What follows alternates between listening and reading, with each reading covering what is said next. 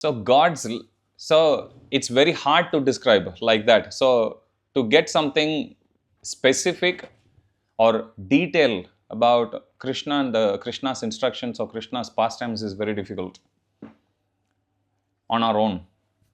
So Krishna, when he comes, he performs this Lila, and this Lila was documented by some empowered soul. In this case, it was Vyasadev who wrote, who is the scribe. He saw the pastime, he saw it with his own naked eyes in his meditation, and then he wrote everything.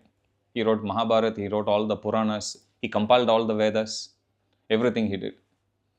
So Prabhupada says in introduction that it is the business of all the devotees to read this, to discuss about this.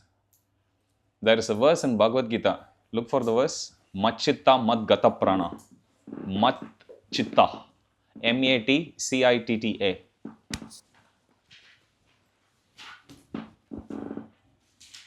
Bodhayanta parasparam.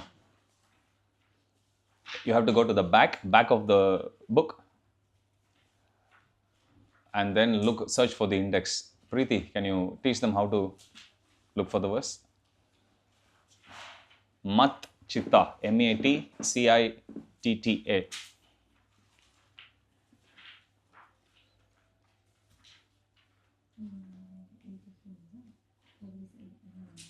Did you find it?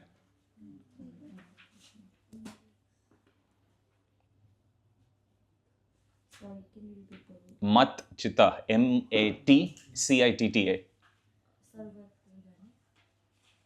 Mat chitta, mat gata prana.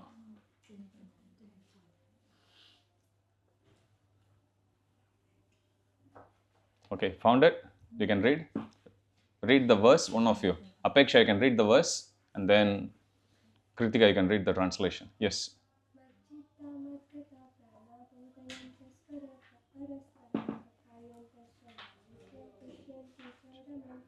Yeah, read the translation in bold. The thoughts of my pure devotees dwell in me. Their lives are fully devoted to my service, and they derive great satisfaction and bliss from always enlightening one another and conversing about me. Understand? So this is what Krishna says, what we are supposed to do about him. And they always experience bliss by enlightening one another and conversing about me. So when we come together, we are supposed to talk about Krishna, we are supposed to discuss about Krishna. But in order to talk and discuss, you need to have some matter, some topic, right? Enough content. So Krishna is the original content creator. So Krishna, when he came, he performed all the Lila which were documented. Simply you read and you talk about it. By doing so, you will get spiritually elevated. Your consciousness will go high. Okay, we always come across this term, Krishna consciousness. Today we'll see the definition. But before we get started with any of that, I would like to introduce you to a song which Lord Chaitanya Mahaprabhu used to sing. Chaitanya Mahaprabhu is Krishna himself. He appeared 500 years ago. So, after he took sannyas, Chaitanya Mahaprabhu went on a South Indian tour by walk, covering like thousands of kilometers, and he walked for more than 6 years. And along the way, as he goes, he would, you don't need to hide, you sit in the front, it's fine. Camera will work around you, you don't worry about it, you can come closer. Fill the gaps here. Camera is tall enough, it will cover. Come. Gyalbu. Sit there. So, Chaitanya Mahaprabhu, when he travels, as he walks along the road, he would sing this beautiful song. Next time onwards, this is a song we will always sing at the beginning of Krishna book reading. Okay, so go to page number 1 in your Krishna book where it says introduction. Does it say page number 1 in your edition too for introduction? Chapter, no, below, page number. No, not preface, go even, it must be after preface.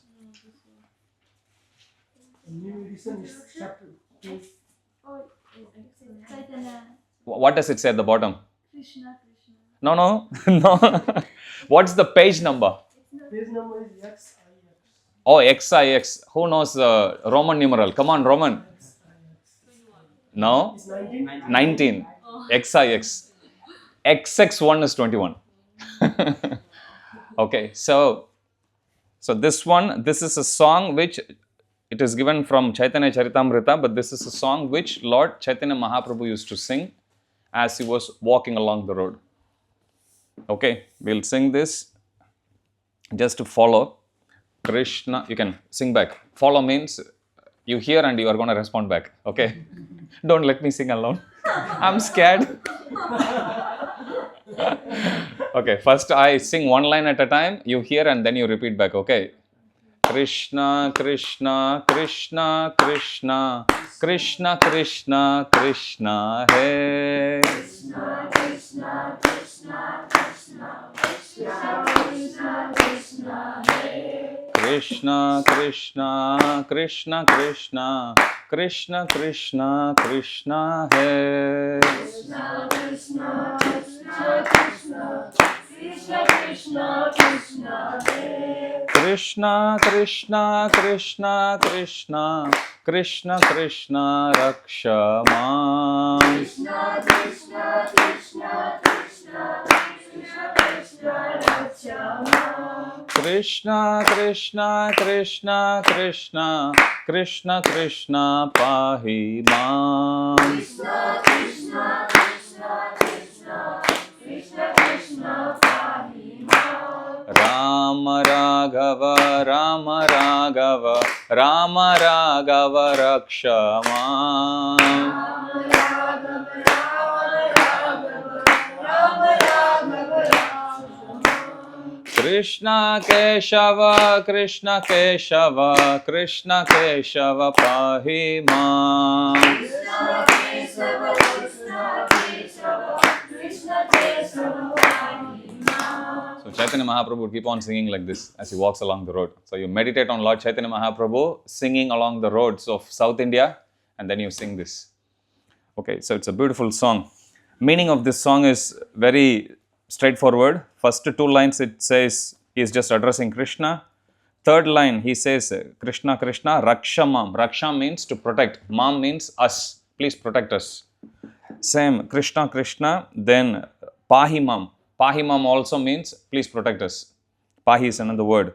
Rama Raghava, Rama Raghava, Rama Raghava, again Raksha Mam. So he is praying to Lord Ram. Raghava is another name of Lord Ram. Ram is also Lord Ram.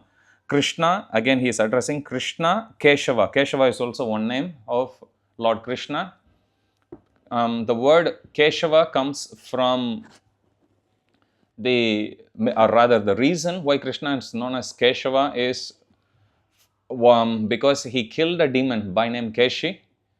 Another meaning is Krishna has got Keshi also comes from Kesha. He has dark, curly, beautiful, shiny hair. That's what it means. Keshava also means. Okay. So this is a song we always sing before we start reading Krishna book. Like that, we have another song for reading Chaitanya Charitamrita. Like that, we have another song for Srimad Bhagavatam. Okay, for Krishna book, always we start with this. You sing once or twice, you will get this meaning straight away. Now go back to preface. Today we won't have time, I think, to start Krishna Lila, but we'll go through preface and introduction as well as some verses from the 9th canto. Go to preface. Before we go to this one, I'll give you some background of Bhagavata Purana. Purana, as the name implies, Purana means something which is old or historical. That's what it means. There are 18 Puranas altogether, like Shiva Puran, Padma Puran, Vishnu Puran. Likewise, you have Bhagavata Puran, or also known as Srimad Bhagavatam. So in ISKCON, any temple you go, there will be a Bhagavatam class early in the morning. Here we have from 7:45 to 8:45. Some temples start from 8 to 9. Some temples 7:30 to 8:30. When I joined the temple here, I think at that time they used to have it from 7 to 8 at that time. 8 o'clock they'll serve you breakfast. That's Guru Puja will start at 6:30. Darshan at 6:30 and then followed by Guru Puja and then we do Bhagavatam. It used to be like that for many years. Many years means for decades. And then it got changed after that.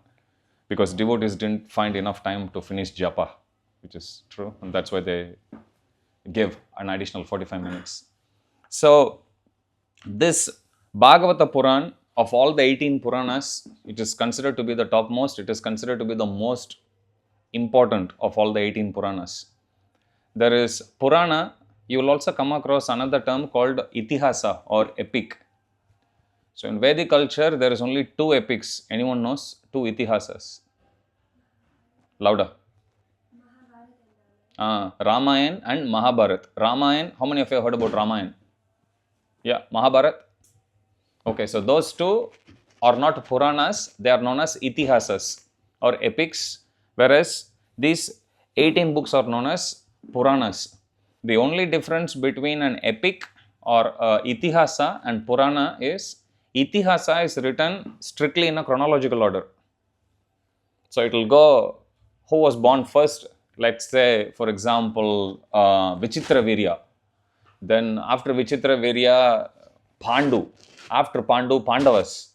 After Pandavas, you will have Parishit Maharaj. After Parishit Maharaj, you will have Janamejaya. Very sequential, linear fashion. Understand? It's not like the Pulp Fiction movie going back and forth. Okay, the time scale is very linear. Same is the case even with Ramayana. Ramayana starts, if you read the narration of Ramayana, Ramayana starts with even from Valmiki. How he meditated and then how he was actually instructed by his guru. What penances did he do? How he actually saw the activities of Lord Ram even before Lord Ram appeared in this world. And then Lord Ram comes, he performs the Lila, Lord Ram goes and then Valmiki continues. And then Lavakusha, Lord Ram's son's name is also there. Okay, and how they ruled and everything. So you will see. So it is written in a very strictly linear fashion.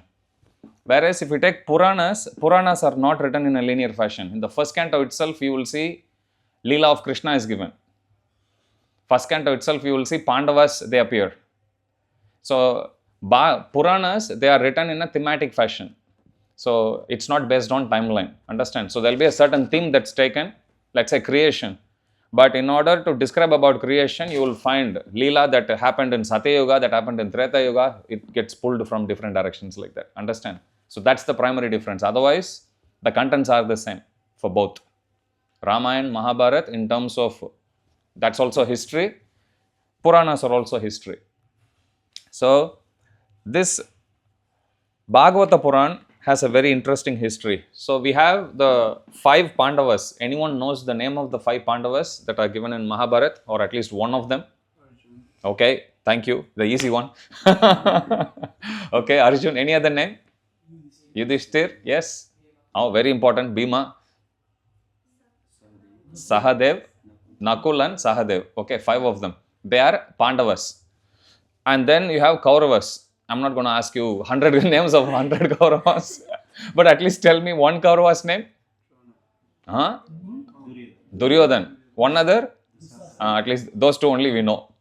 There are others you don't need to worry so much about. Okay, so there is 100 Kauravas and then 5 Pandavas. In the war that happened between both these parties, at the onset of which Bhagavad Gita was spoken. So after Bhagavad Gita was spoken, Arjuna then fights the war. Pandavas emerge victorious. Kauravas are all defeated and they are all killed. Pandavas then rule the world. And then Krishna winds up his pastimes and then Krishna goes back to spiritual world in one sense. But actually Krishna never leaves this material world also. It's just that Krishna stopped manifesting it to people in public. Understand? So that's what it means. That's why we never say Krishna died, because Krishna never dies. We say disappearance of Krishna.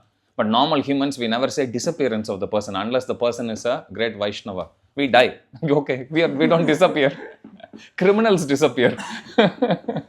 Okay, so Krishna disappears, which means Krishna is still alive. Krishna is always alive. Krishna doesn't change body. Krishna, for some time, he shows his Lila manifested so people can see him. And then at some times, he'll just wind himself or wind up his pastimes, meaning his Lila will still be visible, but only for certain special souls, but not as open and public as it was 5,000 years ago. That's what it means. So, Krishna, before he leaves, he sends the message to all the Pandavas through Arjuna. So Arjuna comes, breaks open the news that Krishna has disappeared. So then Pandavas realize the only reason why we took birth here is to serve Krishna. Now Krishna has wound up the pastimes, so we can also go back. Thinking this way, they hand over the kingdom to their grandson. His name is Parikshit Maharaj.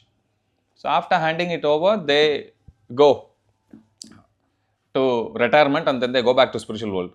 Okay, so usually in Vedic times, when a king has got a grown-up son who is ready to take the rule, the king would usually hand over and he'll take Vanaprastha. Vanaprastha means they'll go to forest, spend the rest of their time in meditation, preparing for the next life, and they'll go back to spiritual world if they perfect their lives like that way, performing bhakti yoga. So this was the custom. This is supposed to be the custom even now. It's just that people don't follow. So after handing it over, they go. Parikshit Maharaj also, true to the lineage he comes, he was a very, very dutiful, righteous king, very virtuous king.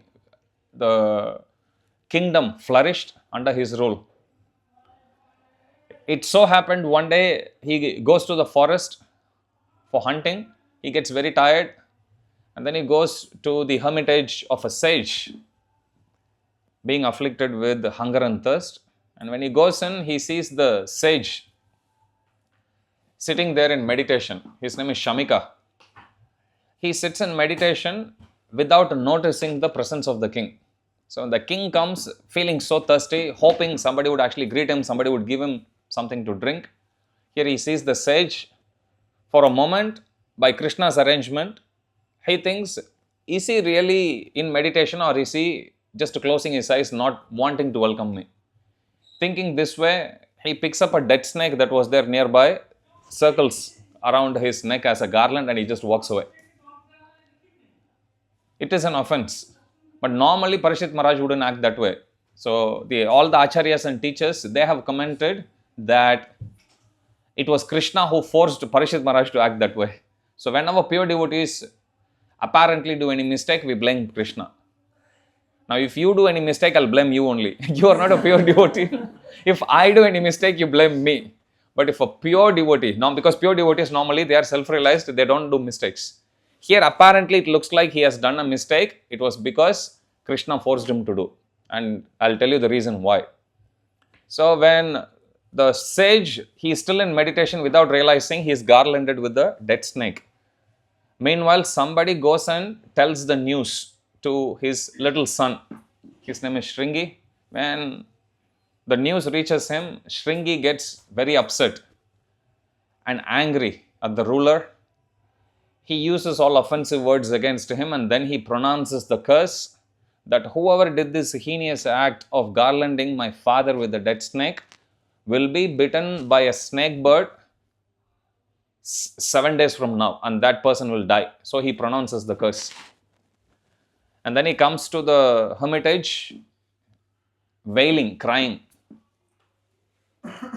When the father, who is the rishi or the sage, when he hears that, he opens and then he realizes, and he also realizes the unforgivable crime of his son as well, wherein he used his Brahminical power to curse a righteous king for an insignificant mistake. It is true that the king did do the mistake, but the mistake is not so bad that you should curse him to die. There could have been other kinds of atonement. So the sage sends the news to the king. Unfortunately, my son had done this. Please forgive me. I didn't teach him good habits, and please forgive my son as well. So when Parikshit Maharaj hears this news, he immediately installs his son. His name is Janamejaya as the king, and then he goes to the banks of Yamuna. And then when the sages in the different parts of the universe, when they come to know that Parikshit Maharaj is about to leave his body, he is not an ordinary person. Even before he was born, he saw Krishna when he was in the womb of his mother. One of Parikshit Maharaj's name is Vishnu Rata, which means one who is protected by Vishnu. So when Parikshit Maharaj was going to leave his body, everyone know his birth has been very extraordinary. Even Krishna was within him. within the womb of his mother. So he took darshan of Krishna. In fact, the very name Parikshit means one who examines, like Pariksha. Pariksha means exam. Because he saw Krishna before birth, after he was born, he would look at everyone. Is this Krishna? Not him, not him, not him. His whole life goes just in examining people. Okay, he was a pure devotee, always conscious of Krishna. That's how he gets the name Parikshit. But his original name was Vishnu Rata. Vishnu Rata means one who is protected by Vishnu. So in this case, when he is seated there, 80,000 sages, they come to send him off while he was about to quit his body. So at that time, one great teacher comes, who is the son of Vyasadeva. Vyasadeva is the author of all the Vedic literature. So he comes and gives instructions to Parikshit Maharaj. So the narration that took place between Shukadev Goswami, who is the teacher, to Parikshit Maharaj, who is the student there, that happened for 7 days non-stop. That is what we read as Srimad Bhagavatam. So what they spoke in 7 days constituted 18,000 verses. That's what we read as Bhagavata Puran or Srimad Bhagavatam. Okay, so Bhagavatam speaks about different topics. One of the main topic it speaks about is Krishna Lila. Okay, so this comes towards the end of Bhagavatam. I can't say that end. It's almost 60, around 60% of Bhagavatam. From that point onwards, Krishna Lila starts. Okay, so this particular book Srila Prabhupada wrote because in order to come to the 10th canto or the 10th part of Bhagavatam, it will take a while. So Prabhupada, out of his mercy, he thought, I can write this in simple language as a summary so that people don't have to wait until they come to 10th canto, because God knows how long people will take to read. If at all they start to read, how long they'll take to actually come to the 10th canto, 10th part of Srimad Bhagavatam. So Srila Prabhupada wrote the entire Lila of Krishna in this book in simple story form. But in stories, Prabhupada also covered all the philosophical points. He also has given a lot of reference directly from Srimad Bhagavatam.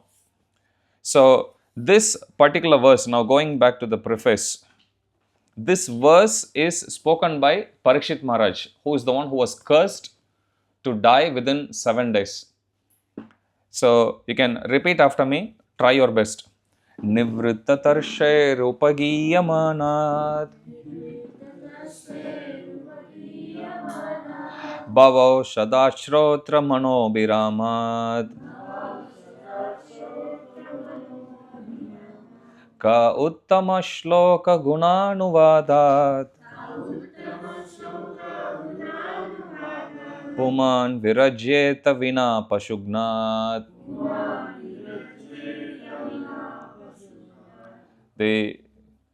I'll paraphrase the meaning. Meaning of this is that Nivritta Tarshar Upagiyamanat. Whoever who is born in this world, they are always afflicted by so much pain and sufferings.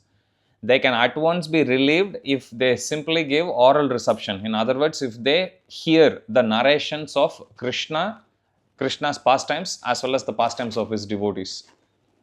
If this being the case, who else other than somebody considered as the killer of the soul will not hear these pastimes? That's what it means. In other words, if somebody, despite us being given this opportunity to hear, if they don't hear, then they are considered to be killer of the soul. Normally in Bhagavad Gita, we study that a soul can never be killed. Killer of the soul here refers to somebody who is stopping the soul from going back to the spiritual world. That's what it means. Okay, killer of the soul here refers to killing the spiritual progress of the soul. That's what it means. If you go to, so this is preface. What's your page number in preface? X1X. X triple I. So that's 13. Okay, so go to page 14, 15, go to 16. 16 must be XVI.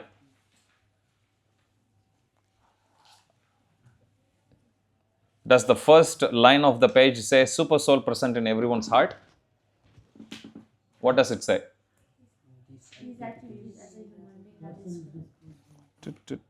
Sorry, what was that line? No. What? Okay, give me a book. Sorry, I'll borrow that. Since Krishna, it is said that is any gift. 1 second. Yes, so go to XVI, second paragraph. Can you see the art of focusing? Yes? Okay, we come across this term. Can give it to me. We come across this term Krishna consciousness, right? So here Prabhupada gives the definition of Krishna consciousness. If you have a pen, you can underline there. The art of focusing one's attention on the Supreme and giving one's love to Him is called Krishna consciousness. Okay, so two things Prabhupada says. The art of focusing one's attention on the Supreme, which means we need to focus. Our mind should be fixed on Krishna, and giving one's love to Him is called Krishna consciousness. So first you meditate on Krishna, and second you give your love to Him. Okay, so this is the definition of the most often used term in the life of a devotee, Krishna consciousness. Okay, and then if you go down next paragraph 1, 2, 3, if you go to the fourth paragraph from there, Prabhupada says the Krishna consciousness movement is the unique gift of Lord Chaitanya. Can you see that, everyone? Okay, read this carefully or hear carefully and follow as I read. The Krishna consciousness movement is the unique gift of Lord Chaitanya to the fallen souls of this age. It is a very simple method which has actually been carried out during the last 4 years in Western countries. Prabhupada is writing this in 1970. And there is no doubt that this movement can satisfy the dormant, loving propensities of humanity. Now, underline the next sentence, very, very important. This book, Krishna, is another presentation to help the Krishna consciousness movement in the Western world. The transcendental work of literature is published with profuse illustration.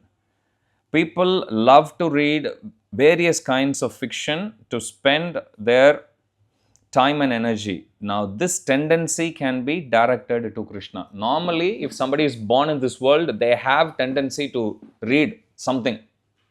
Before, people used to read magazines, newspaper. Nowadays, they scroll. That's also another way of reading only, understand.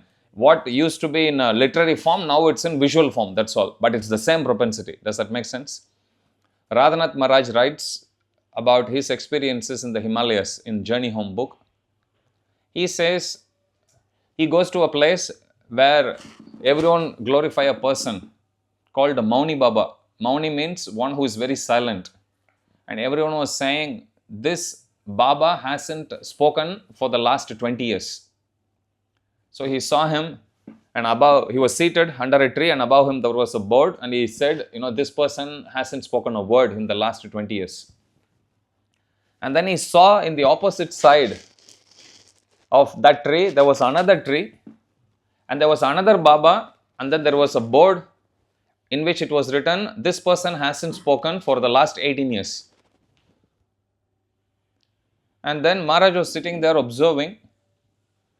At one point, one of them, he took a slate. You know what a slate is? Slate and a piece of chalk, and he wrote something. And he showed it to the other person. And the other person looked at it, picked up his slate, he wrote something and he showed. Even though they say they don't talk to each other, but you look at the mode of communication, this is like chatting only. So Maharaj saying, what good is their Mauna Vrata? Understand? So everyone has the tendency, even Mauni Babas have tendency to talk. They just don't open their mouth, but they are chatting in those days, primitive way. Understand? Nowadays, they may be in SMS like that. So, whole point here is everyone has tendency to talk to each other. But that tendency, rather than talking something mundane, which will invariably pull us down. I gave this example last week. All of us have experienced coming together, talking to one other devotee about Krishna. That's what we think. Think only. And then after half an hour, we feel like, when is this conversation going to finish? After 1 hour, you feel completely drained out. And then you walk away thinking, why did I come to temple? How many of you have that experience? Happens. Sometimes it happens. So anything we talk mundane, it will drain our energy. But anything you talk about Krishna, Krishna's instructions, devotees, it will enliven. Sometimes you may be seated in class and you think I'm sleeping. Doesn't matter. Your soul is still hearing. You will still feel enlivened. It will still have its effect. Okay, so here Prabhupada says that this book is actually written to give enough subject matter so people can channel the tendency to sit, talk to each other, to discuss something. Rather than talking about something mundane, they can talk about Krishna here. Now let's continue. If you look at the next paragraph, last line, again underline that. One will find that by reading one page after another, an immense treasure of knowledge in art, science, literature, philosophy, and religion will be revealed. And very important, what I'm about to read. Ultimately, by reading this one book, Krishna, love of Godhead will fructify. So Prabhupada says, simply by reading Krishna book, you will have love for Krishna. It's always there, dormant in our heart. Prabhupada would often use this example of a little child. When a child is born, the tendency to walk is there, the power to walk is there, but then it will manifest after 2 years, 3 years like that in the body of the child, and then the child will walk. It's not like suddenly that power dawned on the child. The tendency, the power is there, potency is there from the time the child was born. But it takes time to manifest. Same way, love for Krishna is always within our heart. But when we hear, but it's dormant. Dormant means sleeping. Do you know koala bear? It sleeps for like 18 hours a day. I once went to Adelaide Zoo when I was there, like 20 years ago. So they let you hold. So I was holding one. Even when I was holding, the koala bear was like leaning on me and he's sleeping. They always sleep. They say 18 to 20 hours, it just sleeps. You give anything, they'll just hold on and they'll just sleep. Always. Understand? So, this book, Prabhupada says, simply by reading this one book, whatever love for Krishna that is dormant within our heart will fructify. Okay, how good is that? Simply by reading the book, you can attain whatever you want. Simply by reading this book, you can go back to the spiritual world. Okay, so that's the potency of this book. Prabhupada also has said in another place that this book is incarnation of Krishna. Another place Prabhupada has said that if you read this book, you will see Krishna in dreams. And I've tried it and it works. So you can read this before going to bed. I read this every night religiously, little bit at least. Even when I'm sleepy, open it and sleep. Okay, so make friends with this book. This book I've been carrying, I don't know how long, maybe 15 years now. So you make friends with this book because this is only stories of Krishna. You don't need to sit, think, you will never come across a Sanskrit verse, little bit references will be given. Prabhupada wrote it almost like a bedtime story. Okay, and it has got beautiful illustrations also. You can go through. Those of you who bought the new edition, you can get an audiobook of that as well. It's available online. I think it's at the back. There is a code you have to scan. No, at the back of the book. So you can get that. That's why they increased the price and they included the book also. So you can play that and you can hear. I have got audiobook version. If you still can't find anything, if you give me USB or something, I can copy and give you. You can just play. You can keep on. There are many audiobook editions. I think there is a couple that I know. So you can hear. So this is something you can keep on playing. You can hear all the time. You can do that. Okay. So this is a gift. Prabhupada says Krishna consciousness movement is the gift of Lord Chaitanya. But Krishna book is the gift of Srila Prabhupada to us. And Prabhupada has painstakingly written everything. If you read Bhagavata Puran and you read Krishna book, you will see Prabhupada didn't leave any verse, any detail. How many of you, as part of your academic studies, need to write assignment? How many of you like the course that you do but hate the assignment. Me including. I do Bhakti Vaibhav. I love Bhagavatam. I love hearing, but I hate assignment. Every 3 weeks I have to write an assignment. Exam I like. But assignment, I have to sit and write like that. Prabhupada has written, can you imagine? Thousands of pages. Non-stop. So this is Prabhupada's labor of love, simply to give us the opportunity to hear about Krishna, read about Krishna. If you have your mobile phone, go to Srimad Bhagavatam.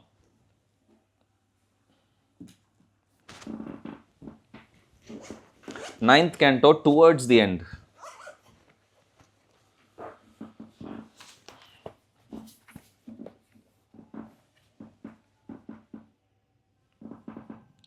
Go towards the end of ninth canto. Last chapter and the concluding verses. 4 or 5 verses. 1 second. Hare Krishna, Hare Krishna. 1 second.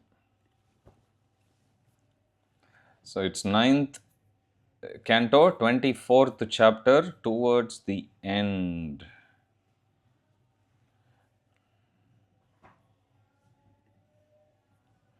9:24:61. Okay, so this is Krishna Lila starts from 10th canto. This is entire 10th canto. Okay, 90 chapters, total 10th canto. Everything you want to know about Krishna is here. Anything, any topic. Krishna's Vrindavan Lila, Mathura Lila, Dwaraka Lila, Kurukshetra Lila, you name it, everything is there in this one. Okay. This verse which we are reading, 9th canto, 24th to 61, this is like another 4 verses only left before Krishna Lila starts. Shukadev Goswami, who is the author of, or who is the speaker here,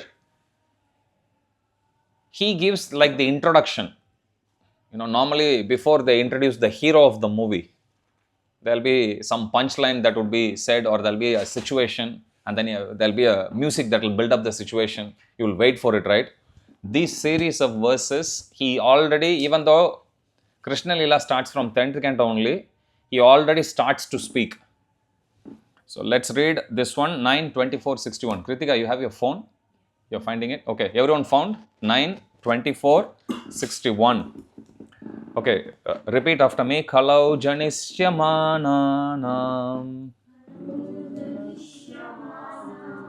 dukkha shoka tamonudam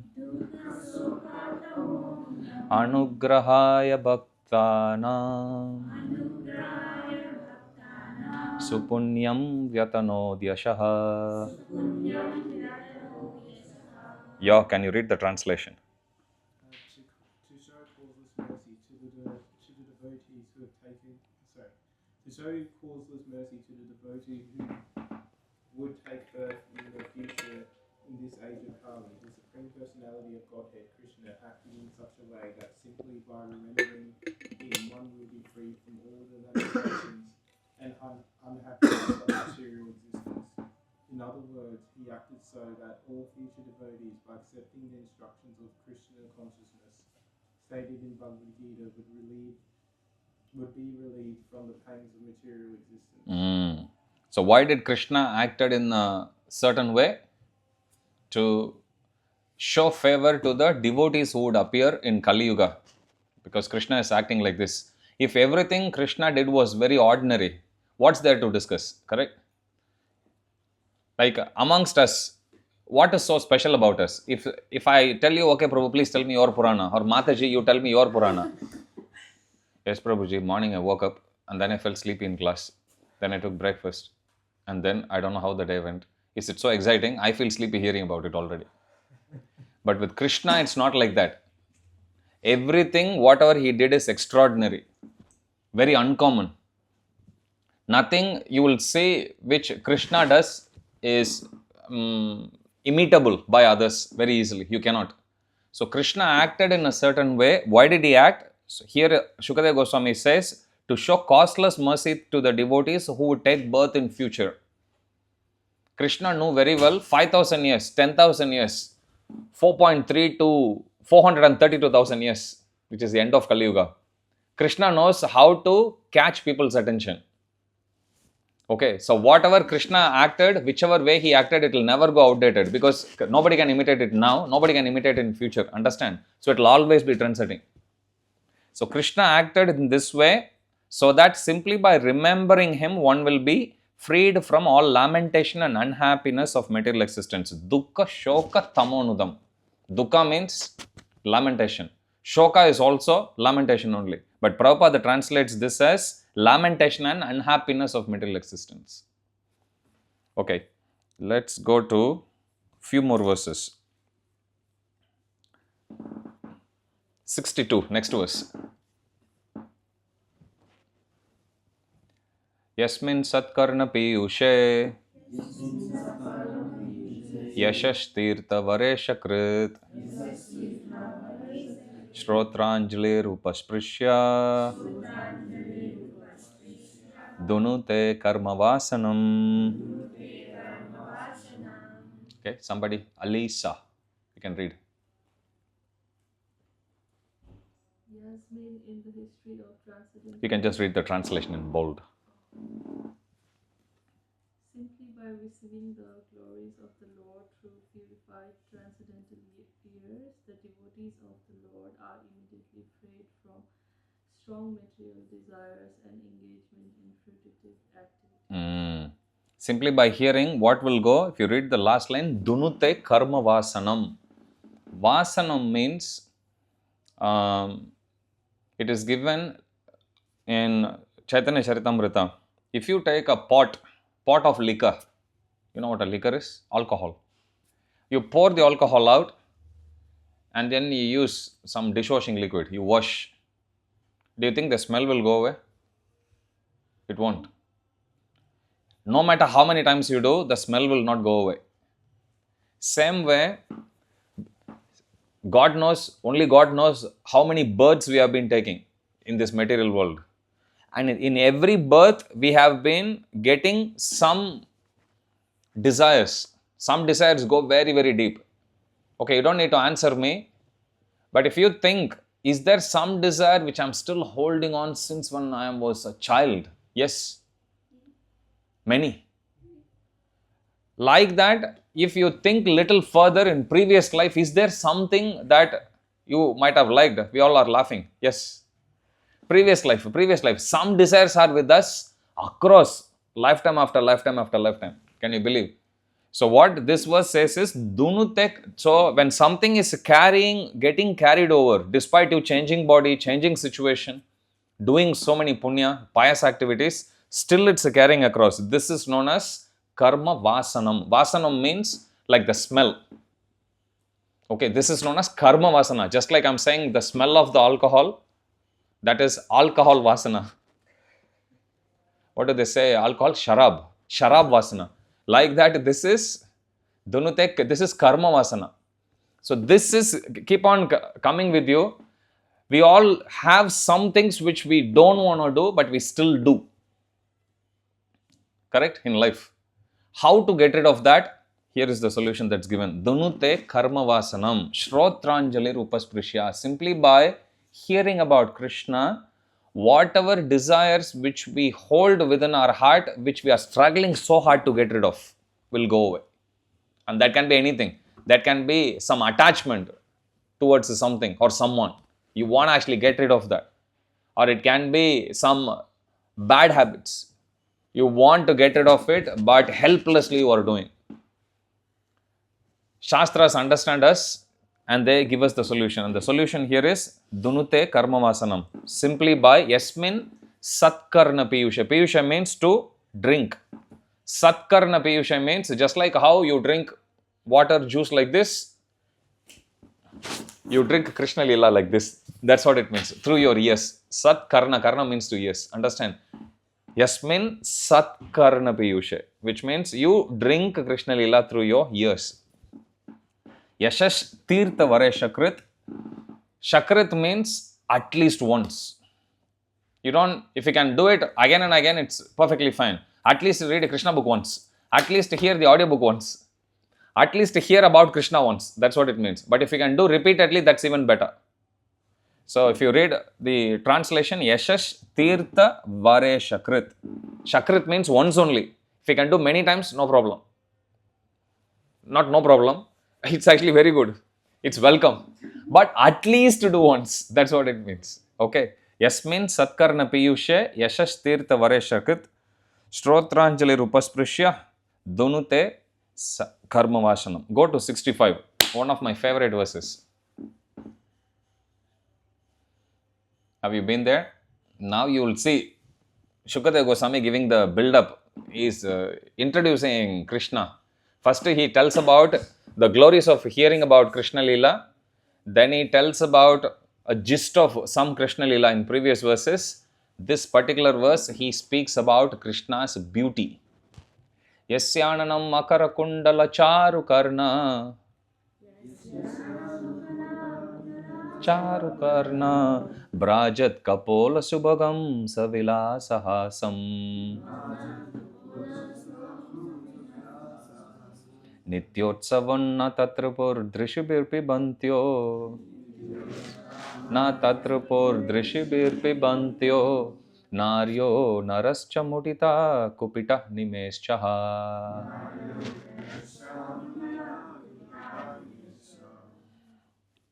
Prasanna Shrestha. Premanand, read the translation. Krishna's face is decorated with ornaments, such as earrings and scarves. His ears are beautiful, his cheeks brilliant, and his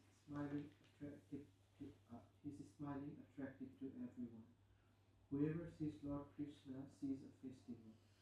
His face and body are fully satisfying for everyone to see, but the devotees are angry at the Creator for the disturbance caused by the momentary blinking of their eyes. Yasyananam makara kundala charu karna. Brajat kapola subhagam savilasahasam. Nityotsavam na tatrapur trishibirpibantyo. Naryo narascha mudita kupita nimeschaha. Yasyananam makara kundala charu karna. Krishna's face is beautiful.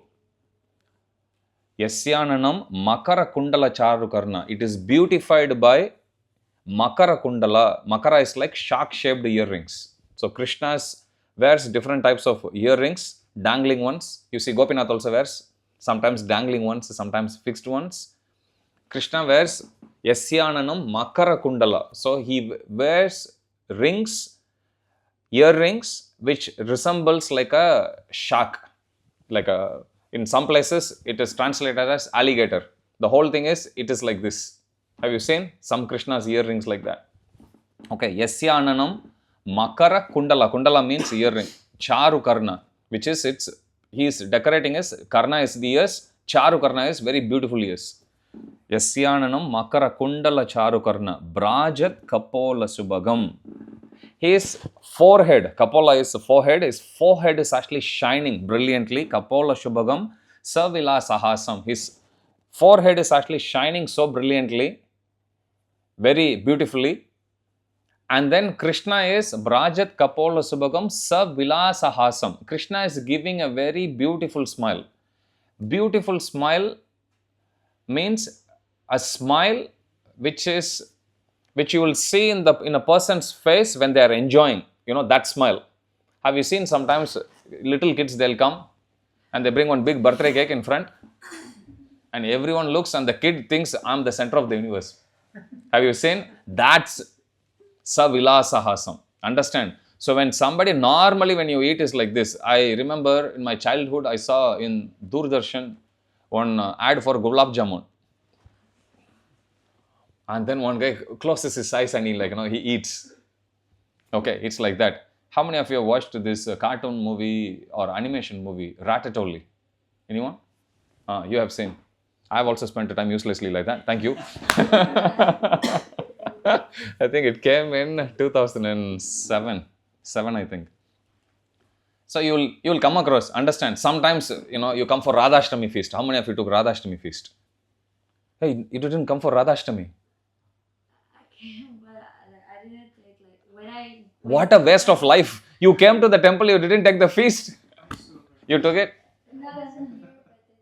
It was so good. It was so good. You came on Prabhupada's, at least Prabhupada's Vyasa Puja feast? Ah, good. When I say at least, actually Prabhupada's Vyasa Puja feast is even better. When I say at least means between the two, at least did you take one.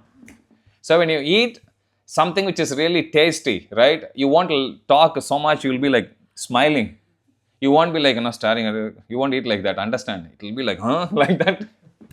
Your whole existence will become very irrelevant, understand? So here, Savilasahasam means Krishna is, face is very beautiful, forehead very brilliant, and he is having this smile of somebody enjoying. That's very important. Understand? Nityotsavam, this is very important. When you look at his face is a festival. Utsava means festival. Nitya Utsava means what? Eternal festival. You will never see Krishna looking dull. Do you look dull sometimes? Yeah. Sometimes. You liars. Okay, morning you wake up, you look at it, huh? Who's that? Okay, but Krishna's face is not like that. You come, look at him, morning Mangalarati, fresh. He gives the best darshan, Mangalarati. No ornaments, nothing, totally bare body. When I came to Krishna, we used to do that even until like almost 2012. In summer, we'll remove his shirt. No shirt, only dhoti. When you look at him, I'm like, wow, my Lord. No ornaments, you can see. I always say Krishna reserves the best darshan for Mangalarati because you go through the pain to wake up. How many of you have attended Mangalarati?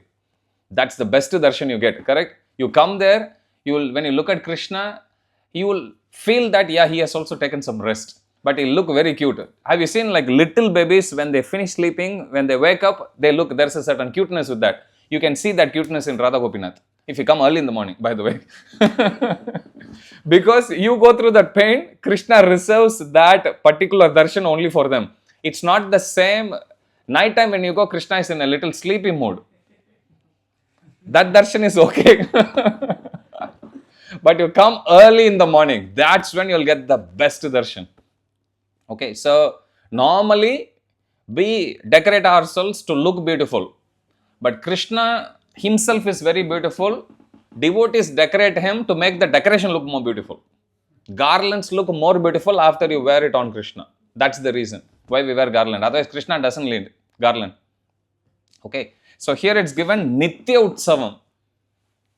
Eternal festival. When you look at his face, Nityotsavam. How is that? Na Tatripur. It is so beautiful, one will never feel saturated looking at him. Have you seen Krishna and you think, I feel bored looking at him? No. But try looking at the guy sitting or girl, like, sitting right next to you. But for Krishna, it's not like that. You look at him, and then you look at Radharani, you look at Jagannath, again you look at Krishna, again you look there, you have that experience. You can keep on looking at them. Whole day you look at them, they will also stare at you, you can also stare at them.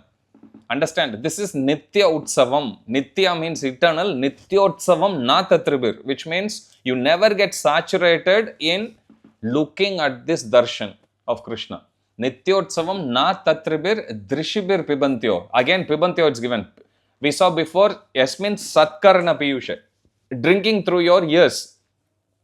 Nityotsavam na tatribir drishibir pibantyo. Now you are drinking through the eyes. That's what it's given. Okay. There is another verse. We don't have time for that. There is another verse that says, we'll come to that later.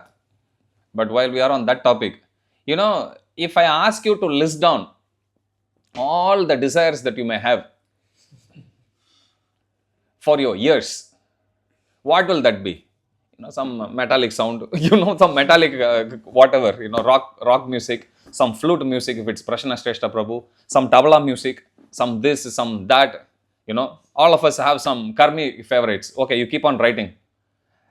But you hear one song, it will look very exciting for 5 minutes. And then you go low. And then you go to the next one and then next one. Because same song, if you keep hearing over and over also, you will feel very bored after some time. Understand?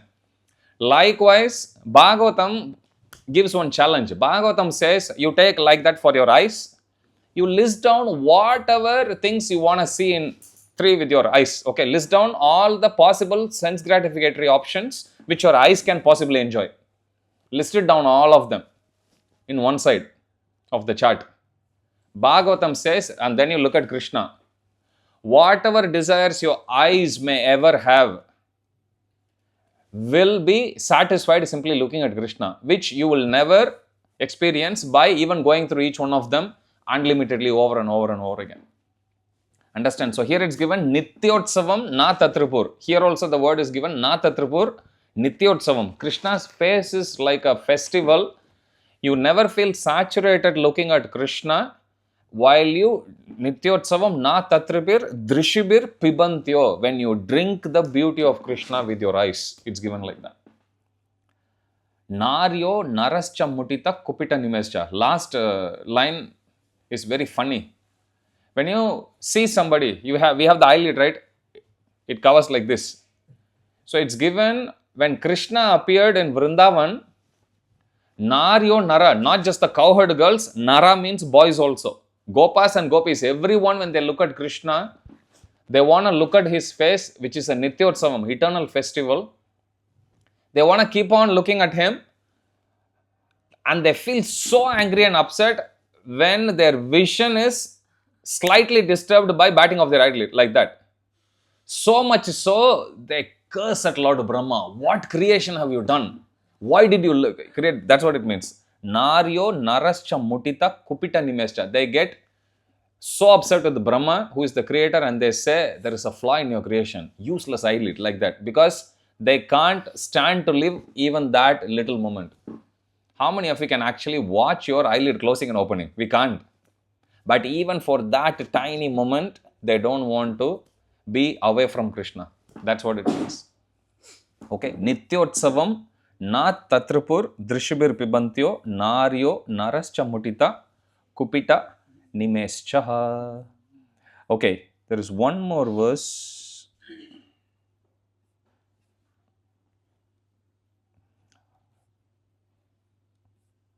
Which is similar. Okay, search for this verse. Tad eva ramyam. Tad eva ramyam ruchiram navam. Navam. It's not in Bhagavad Gita. You have to Google. TAD. This is in 12th canto. Tad eva ramyam ruchiram navam navam. Tadeva shashvan manaso mahotsavam. Did you find it? Can you tell the verse number? 12.12.50. Tadeva shokar navasoshanam rinam yaduttama yashonugiyate. Okay. Repeat. Tadeva ramyam ruchiram navam navam.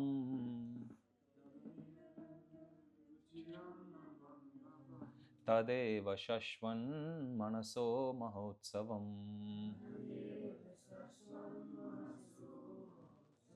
Tadeva shokar navasoshanam rinam yaduttama yashonugiyate.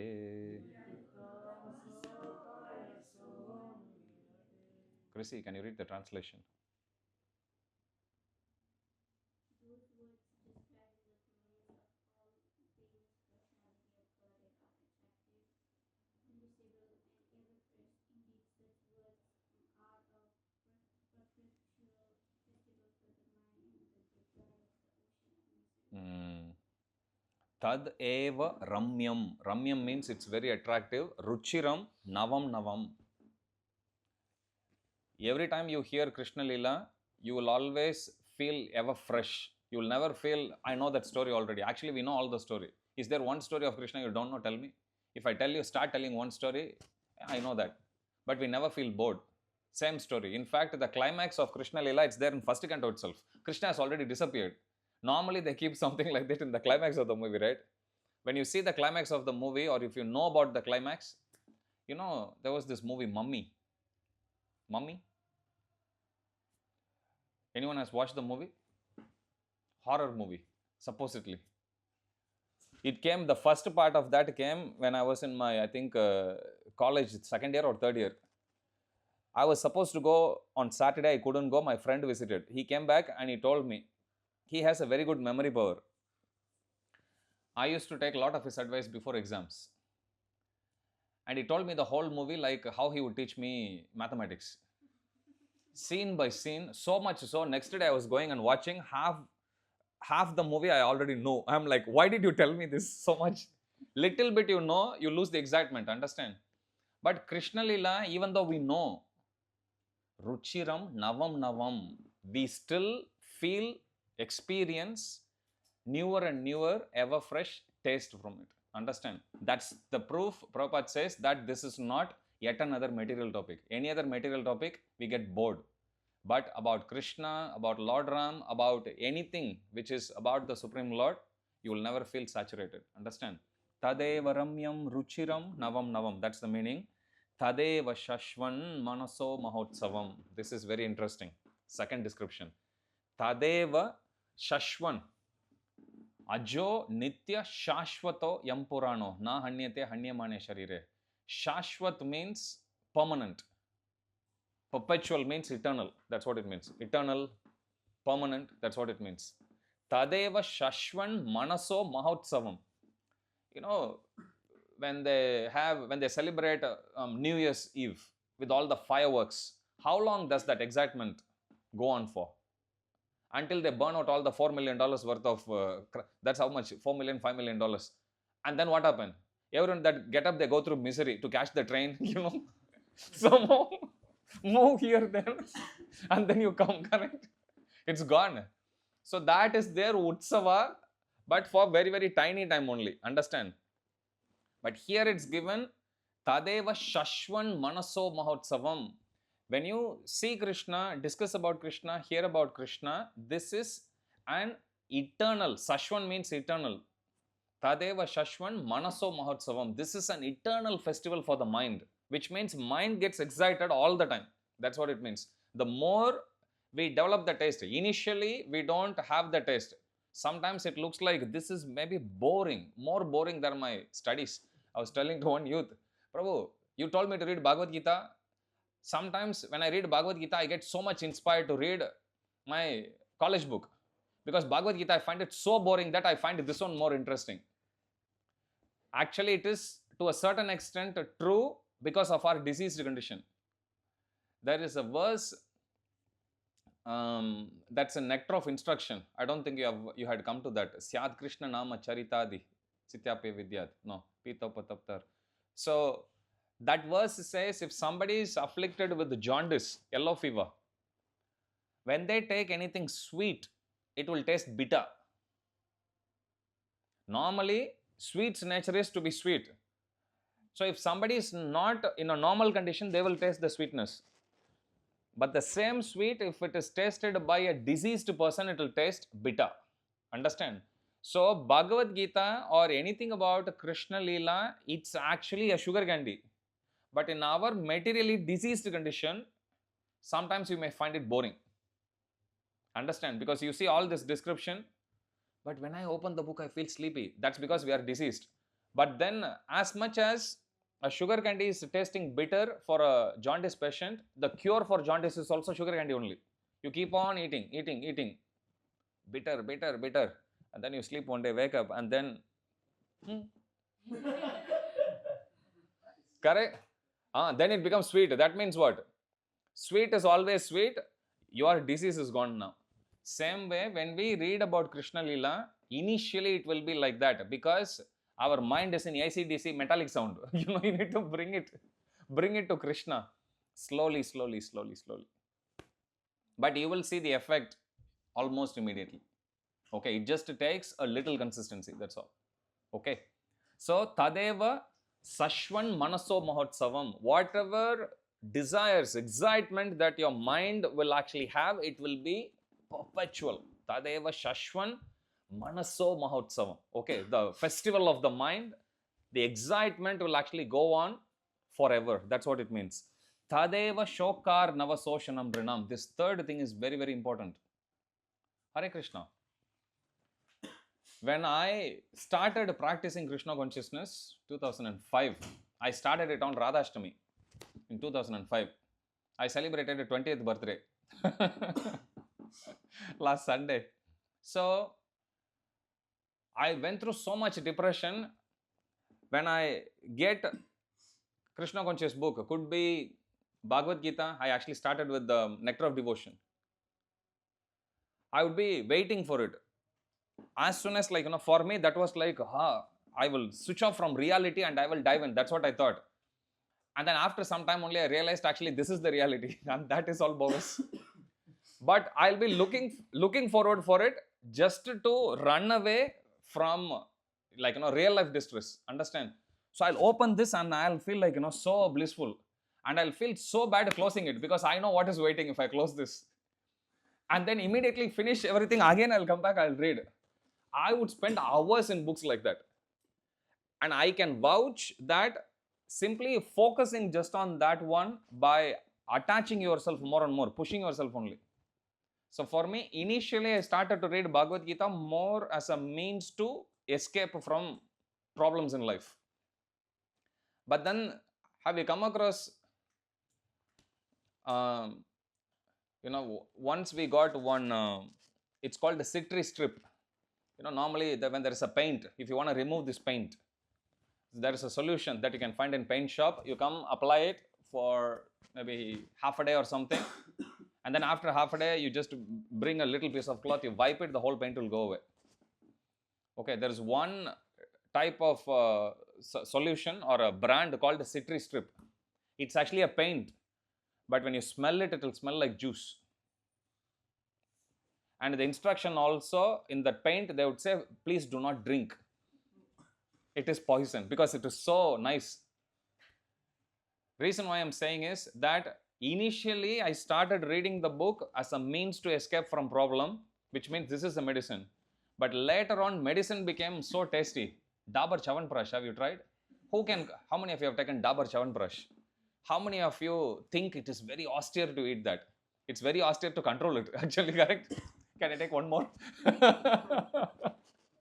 So, Krishna Lila, Bhagavad Gita is like that. Even though in a diseased condition, it looks like a medicine, but actually, no, this is the real thing. This is the most enjoyable thing. Okay. So, I'll finish with this verse. Tadeva shoka arnava soshanam rinam. Shoka arnava. Arnava means ocean. Samsara dava nanalita loka pranayaka runya guna pranayaka runya gunar. Arnava. Yeah, that's also Arnava. Arnava means ocean. Shoka Arnava means what? Shoka means misery. Arnava means ocean. Shoka Arnava means ocean of misery. So when you Tadeva Shoka Arnava Soshanam Rinam, that means if you read Krishna, if you hear about Krishna, it will dry up our ocean of miseries. That's what it means. How many of you think you have ocean of miseries in your life? Okay, a pond of misery, a puddle of misery. You guys are too proud, man. Come on. So, simply by hearing about Krishna, talking about Krishna, this ocean of misery will dry up. That's what it means. When it will dry up, Yad Uttama Shloka Yashonugiyate, when the glories of Krishna is sung. And that can be sung in the form of a kirtan, that can be sung, heard in the form of discussing about Krishna Lila here, as given in this book. Okay. So, with that mood of appreciation, with that prayerful mood, let us start with the Advent of Krishna, which is the very first chapter next week. Any questions? Yes. You can start to serve the prasad. Yes. We touched a little bit on listening to the same songs every day. So yeah, from before listening to the same songs, it has been stopped. I feel frustrated listening to the same songs again and again. And of course, the more I listen to Krishna bhajan, it's always on repeat. But there are some songs that are still attractive. on my list. But what I do these days is really. How much of a we can handle? Okay. Hare Krishna. Yes, sir. Thank you for your class. Thank you for listening. Whoever sees Lord Krishna sees a festival. I have a question on this one. Basically, we also have to think that we are celebrating every day now. I mean, like you already said your answer about we are in a diseased condition, so we can't feel, and we have to hear again and again. So I was about to ask this question today actually, and the same thing came up. So I always, every year I plan for at least one thing, that is Damodar month. At least in before I always think that in Damodar month I will try to do a better sadhana. I'll try to hear more about Krishna. I'll try to do something, but I don't even do 1% of that. And this time, so I was planning. I was thinking, how can I do a better sadhana from. So I'm just planning early, even a month early. So you already said the answer already, Prabhu, but I just want to hear it in a more elaborated way. I think. Okay. How do we feel Once that? one devotee sent a letter to Srila Prabhupada wishing him for New Year. Prabhupada, wish you a very happy New Year. Prabhupada responded back saying, actually for devotees every day is a New Year. So coming back to yours, I'll tell you, one devotee once came to me and he said he's struggling with one problem with his mind, and that is, let us say next major festival is, let's say, Govardhan Puja. His mind would say, okay, from Govardhan Puja onwards you be proper, you be a proper devotee, but you enjoy from now till Govardhan Puja. So then he'll go fully. Then Govardhan Puja would come, one day he would be sincere, but old habits die hard. Next day again he'll go to the pre-Govardhan mode. And then again he'll be down, then his mind would actually say, start from Gita Jayanti. Problem is there's another month in between. Again he'll go. And then Gita Jayanti would come, next 2 days this time I'll be very very strict.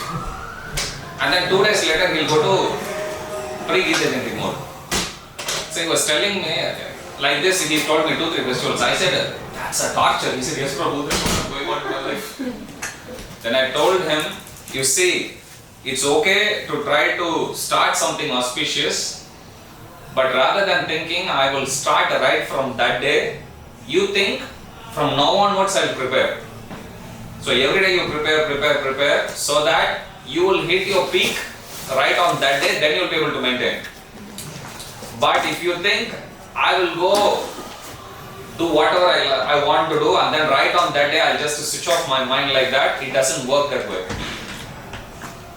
So to answer your question, I would say it's good that we want to do something in Kartik Mas, but rather than waiting for Kartik Mas, you take the time from now until Kartik Mas, which is like little more than a month, that I will prepare for Kartik Mas. If you go like that, then when Kartik Mas comes, you will be ready to ask for mercy. Because you would have conditioned yourself by then. Radhanath Maharaj, I remember hearing one of his classes, he said long ago, he said if you do the same thing, even according to modern research, for 17 days consecutively, that becomes a habit. But the same thing, let's say you want to wake up early in the morning every day, you have to do for 17 days. Or you want to be very disciplined to doing something, you have to do the same thing. If you want to develop any new habit, you have to do the same thing. So for you, for Kartik Mas, there is still more than 17 days. So the mood is okay, you want to start something auspicious like that, but you don't need to wait until then thinking, till that point I will go. Otherwise, you run into the risk of this devotee problem, correct? Which is, mind will always say, anyway, I will let you free after that day. Till that point, you enjoy. You think you can switch off? Okay, today is an auspicious day. We'll switch off. One more. Hey, if you don't have the space for table, don't worry about the table. Just serve from the bench. That's okay. Even in the bins, So, point is, that's the approach you need to take. Okay, otherwise, mind will always cheat us and will always be having a sorry state of affairs, so to speak. So see now, sorry, I think this. Go on, go. So how do we think that every day is a festival in Krishna consciousness? And why do I have to wait till any actual festival like Janmashtami or Radhastami. Correct. So every day celebrate. I mean, how do we start celebrating that? See, everything needs planning. If you want, you tell me what's the difference between a Sunday and a normal work. For it, you need to be on top of things all the time. As a student, you need to be. As a housemate, as somebody taking care of your health, on all the fronts, you need to keep doing your duty. There is no other way. If you do that, and that includes your japa, that includes your exercise, that includes your eating, sleeping, that includes your work, that includes everything. You do that, every day is a festival. In other words, lazy people cannot enjoy every day as a festival. Impossible. But those who stay on top of things will enjoy every day as a festival. Even in Krishna consciousness. Okay, so we need to do our karma. Whatever our duty is, we need to perform. There is no shortcut for it. Okay, simply stick to that.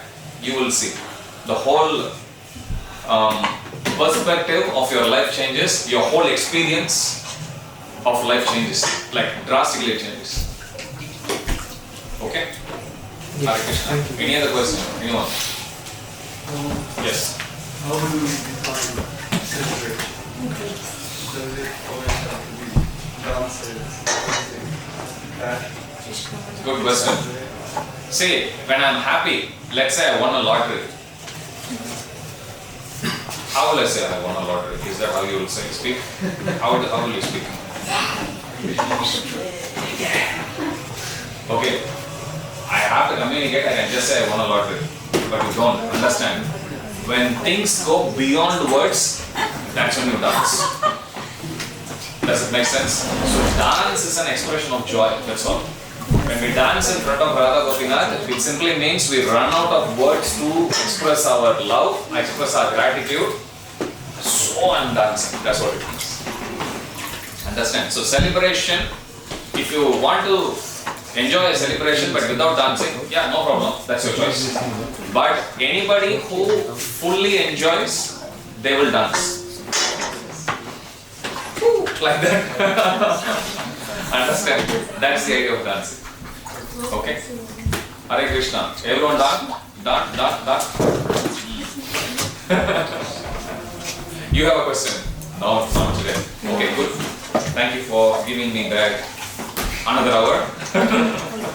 We'll see you next week. Not sweet today. No, we do. Oh, you have it. Okay, serving now.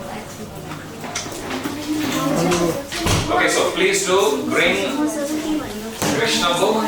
We'll be reading that next week onwards.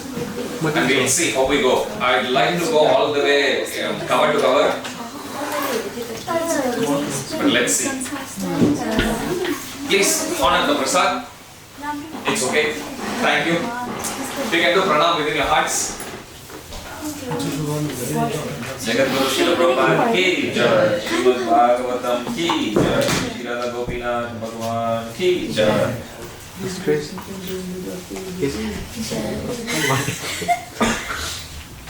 Hare Krishna.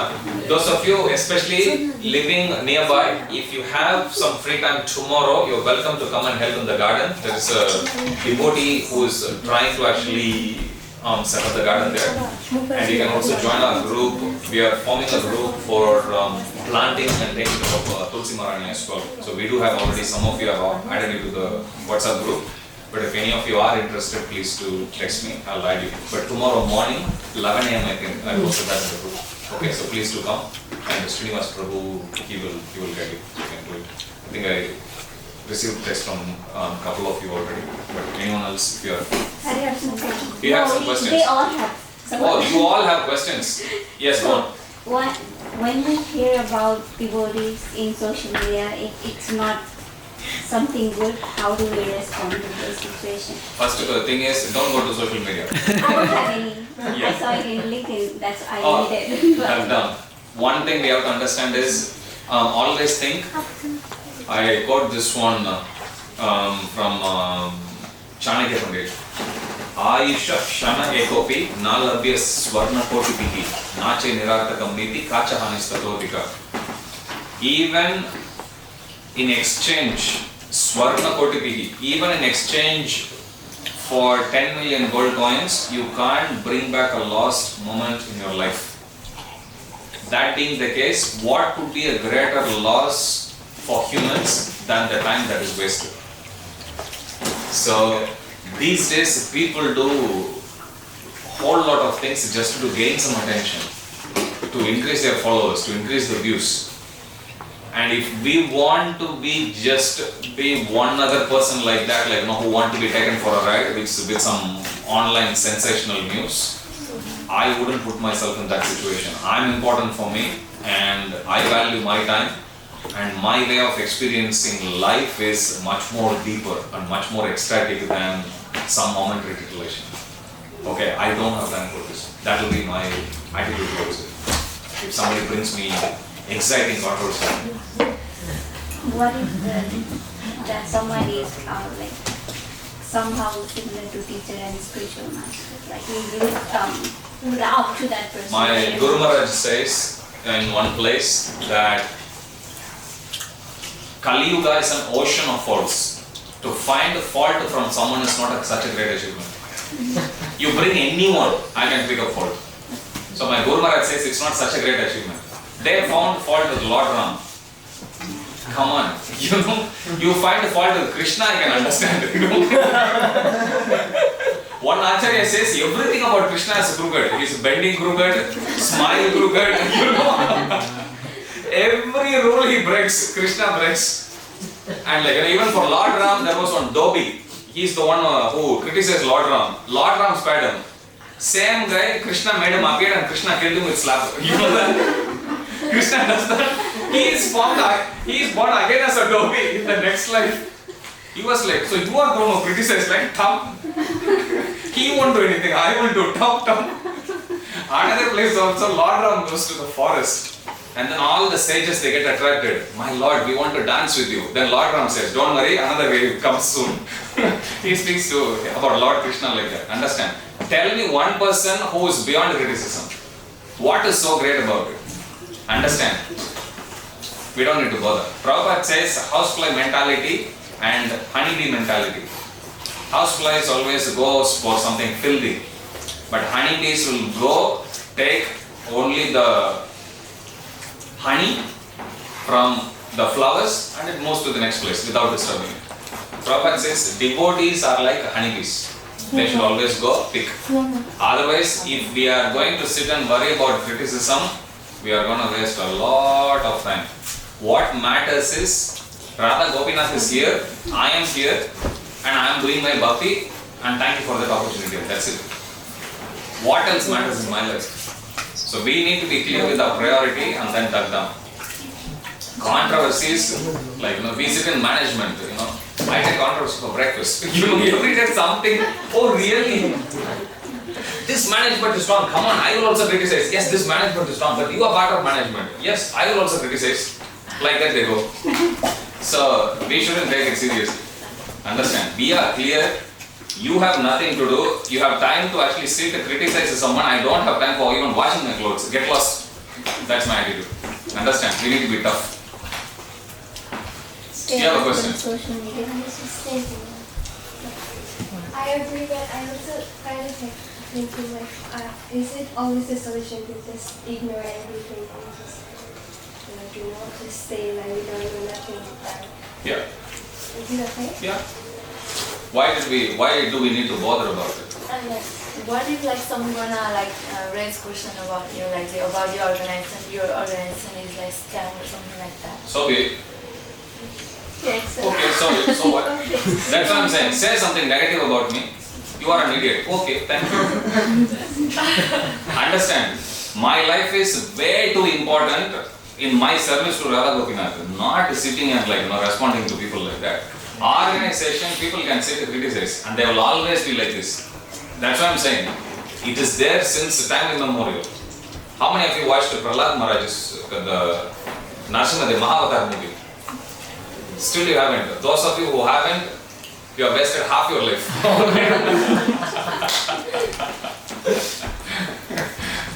You know, Prahlad Maharaj, what mistake did he do? But look at the trials and tribulations he had to go through. So don't worry so much about organization, this, that, you know, you may have your friend may be criticized, your guru may be criticized. There is criticism about every ISKCON guru. What can you do? Sit here and worry about it? There is criticism about Lord Rama, that's what I'm saying. What can you do? That's your opinion, keep it. I have my opinion, move on. So we just don't accept it, right?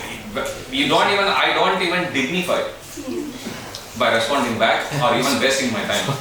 Understand that's the ultimate slavery. Correct? You give control of your time to someone else. That's my point. I don't have time for doing my own thing. I get paid by the hour. I'm not joking. Do you know how many times I turn down, they say, can you do overtime? I say like, sorry, I don't have time. And I know I'm losing money. Hundreds of dollars goes. Because my time is important. Now that time what I want to waste for, like, you know, some guy criticizing about someone else, that's come on. I have to be mad to be disturbed by it. Correct? So we have to be careful there. Yes, it's unfortunate. Some people, they actually lead their lives like that. See, the underlying principle is always the same. People lose inspiration, even if it's not for gaining some controversial videos and some fan following online or something. If it's not for that, generally if people lose inspiration, they try to pull the other person down and they feel some excitement in that. Understand? But our position should be that if we are clear in our priorities, I don't care who says something about who, it's not going to change my opinion on that. I'll go.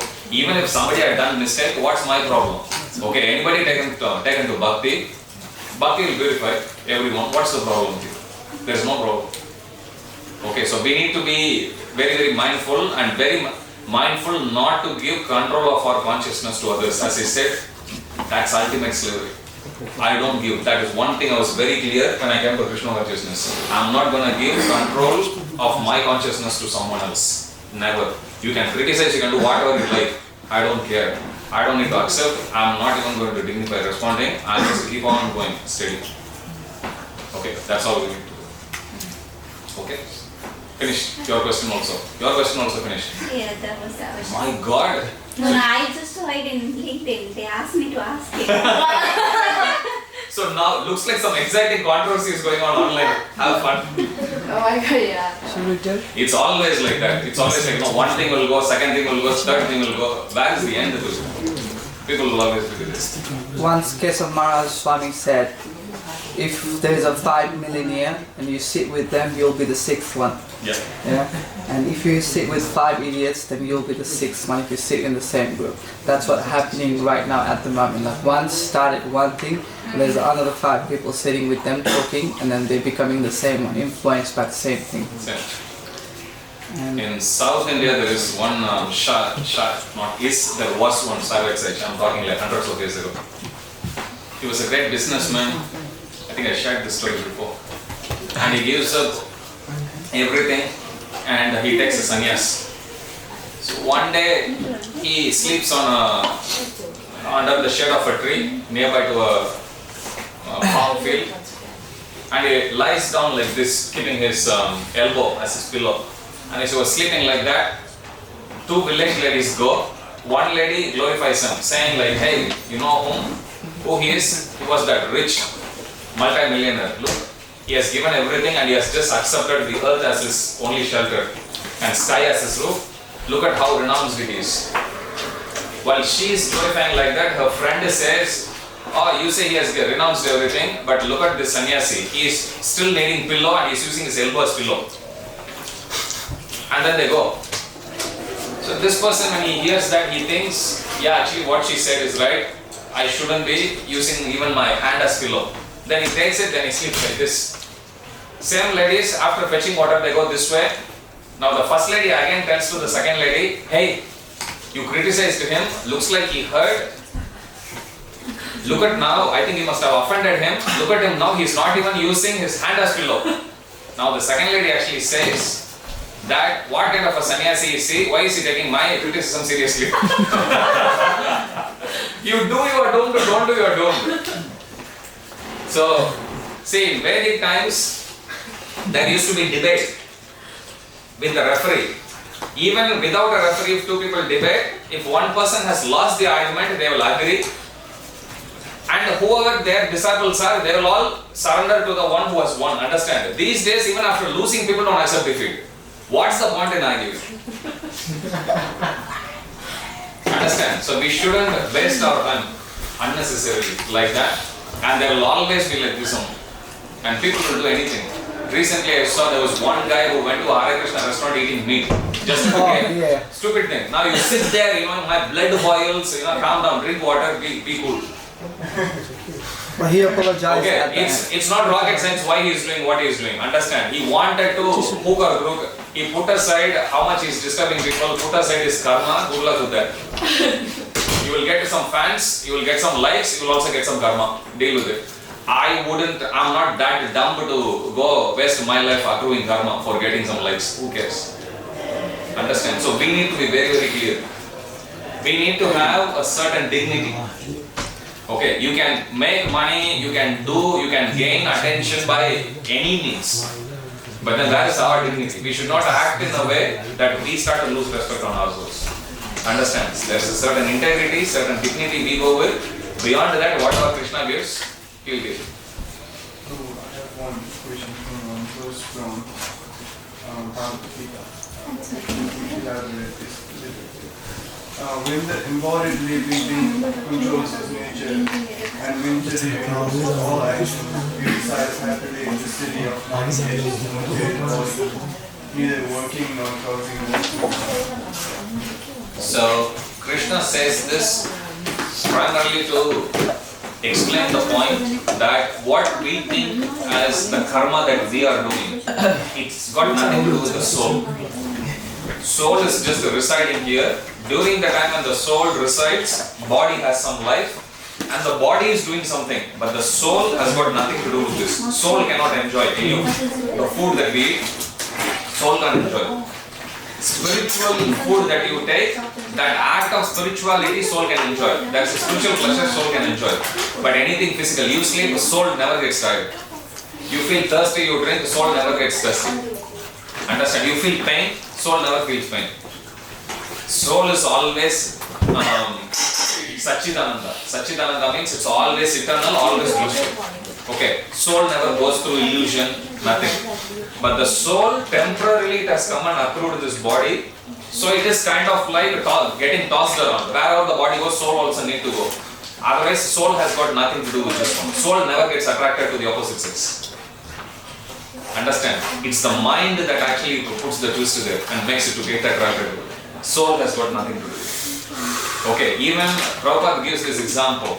If you look at a person may look beautiful, but as soon as the person died, nobody sits and wow, how nice that dead body looks. Nobody actually, when will they remain?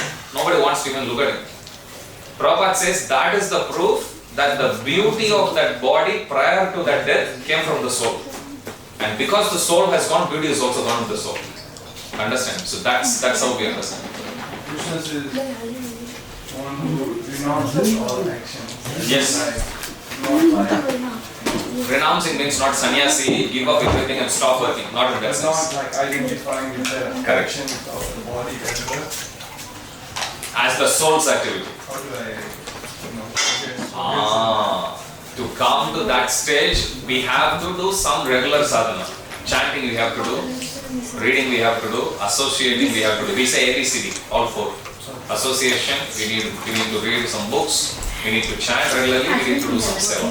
If we do it regularly, little by little, eventually we'll come to the divine. Okay. But, no, go ahead. right now so of course right now my work is not like straight, that I'm going No, for all of us it goes like sinusoidal only, not just for you. You are being honest here, that's all.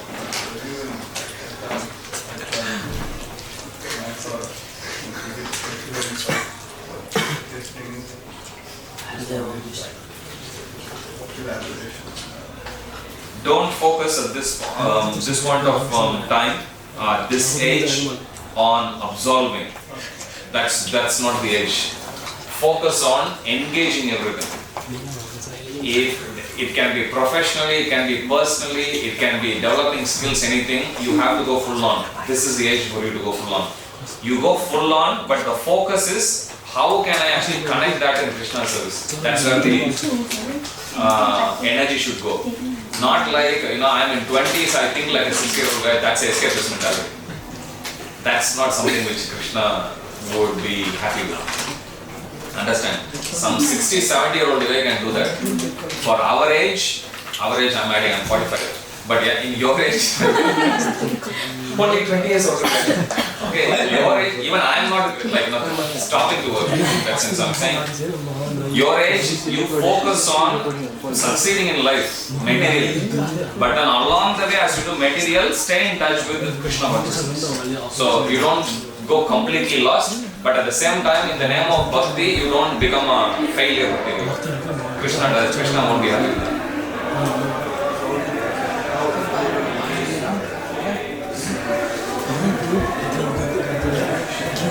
For now, you don't need to analyze so much. You keep it very simple. You do your work. If you are studying, do your study properly. If you are working, do your work properly. If you are doing your spiritual sadhana, do your spiritual sadhana properly. That's all. Holistically, you grow. That's all. Krishna consciousness doesn't come by intellectual adjustment. It doesn't come like that. It is something that has to become part of our consciousness. And that is something that will be awarded to us by Krishna. It's not something, if I do this and this, I'm going to get this. It's not something that we'll get. Prabhupada will give example of a monkey and a cat. If any of you have to leave, please. Monkey and a cat. Once Prabhupada goes on a morning walk, he asks his disciple, one lady disciple, she's carrying her baby. So Prabhupada asks her, so how do you carry your baby? Monkey style or cat style? Then she asks, what's the difference, Prabhupada? Then Prabhupada says, mother monkey would jump from branch to the other. Baby monkey would be at the back of the mother's monkey holding on its own strength. Sometimes when the mother monkey jumps, baby can't hold and baby falls. Prabhupada says, yogis are like that. They think, I can attain perfection on my own and they fall down. Whereas devotees, they follow cat style. Prabhupada says, mother cat is there, baby cat is there, kitten. Kitten doesn't do any work. Have you seen? Mother cat does all the work. Baby kitten just goes like this. So Prabhupada says, devotees are like that. We put ourselves in Krishna, Krishna will get us, no problem. Okay, so our life is very simple. If I am a student, the time when I am supposed to study. And the time when I am free, take care of your health, sleep properly, eat properly, do some exercise, keep yourself fit. The time when it comes to do spiritual sadhana, do at that time, spiritual sadhana. The time when it comes to earn and save money, do that. The time when it comes to applying for PR, do it. The time when it comes to investing that money in something, do it. That's all we have to do. Do whatever that is needed at that particular point of time. That's all. Krishna consciousness is nothing more. Okay, so we don't need to sit, think, analyze, so complex. Not needed. Krishna consciousness is very simple. Okay. Correct. That's a good word. Speculating. Be in Krishna consciousness is whatever that you are doing, you do it in a proper way. That's all. It's very simple. Okay. Hare Krishna. Hare Krishna. Thank you, Prabhu. Hare Krishna. Hare Krishna. Thank you, Prabhu. Thank you. Happy Father's Day in advance. Happy Father's Day. When is that? Sunday. Oh, Sunday. Thank you. When is Mother's Day? I usually wish Radharani for that. It's already gone. Already gone. Then I forgot. 2-3 times I wished her. I think what we usually follow in Nepal and India is different from what we follow. No, even Otherwise, I remember now. Mother's Day cake also we sold. I forgot to wish. Anyway, it doesn't matter. Thank you. Father's Day, Today is Vamana Dwadasi. Yeah. No? There is like one international. Today is the day when Vamana Deva appeared. Yeah, the one who put the one. We'll see you next week. Please bring your Krishna book. Please come on time. I should nominate someone. Before we used to sit and chant here.